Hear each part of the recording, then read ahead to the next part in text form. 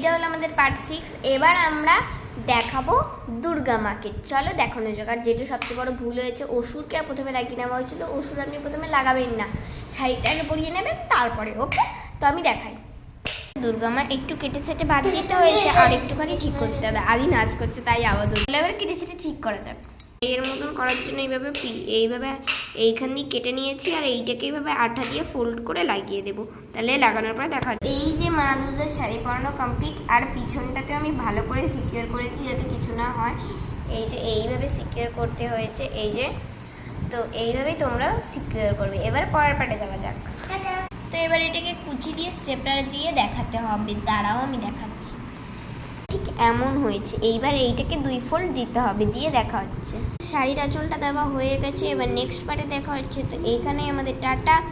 Next 7 পার্টে আমরা পুরো গয়না ফয়না দিয়ে ব্যাকগ্রাউন্ড দিয়ে সাজিয়ে দেখা হচ্ছে।